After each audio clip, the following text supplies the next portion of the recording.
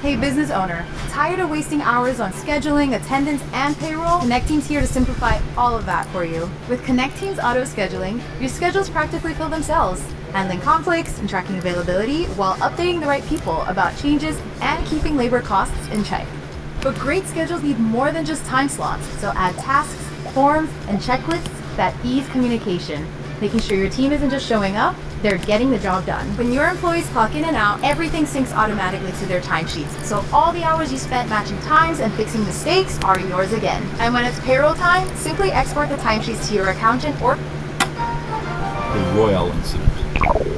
Addiction is a chronic condition characterized by a compulsive urge to engage in a specific behavior like drinking, substance abuse, or in this case, Clash Royale. A young man had grown so attached to the mobile game that it became the center of his life. He was a level 9 and was already at 3,600 trophies, which, honestly, is pretty impressive considering that this took place back in 2016.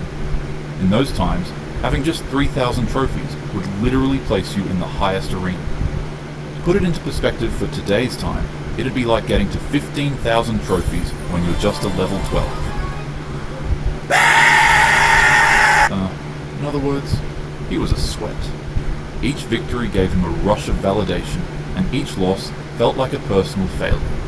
His days revolved around the climb, pushing trophies, upgrading cards, and chasing more wins.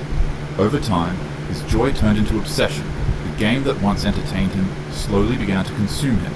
It was no longer just Clash Royale, the app was now his life. He took everything personal. Unfortunately for him, on one fateful night, the man would become overwhelmed by the two cards he absolutely hated the most in the game, Elite Barbs and Hog Riders. Match after match, player after player, his opponents kept using these cards with their levels completely maxed out. He began losing every round, with each loss angering him more than the last. Before the young man even realized it, he had dropped down hundreds of trophies in a single day, and at that point, something inside him broke. Rage and despair collided. The man threw his phone, got up from his seat, and began, unfortunately, I can't really show you the rest of this incident, because it turns out that it actually crosses some of YouTube's guidelines. So, maybe I'll make a Patreon or something? I don't know, but anyways, let's move on to the next incident. The Gamer Rage incident. In June 2024, a gaming dispute took an unthinkable turn from the virtual world into real life. After receiving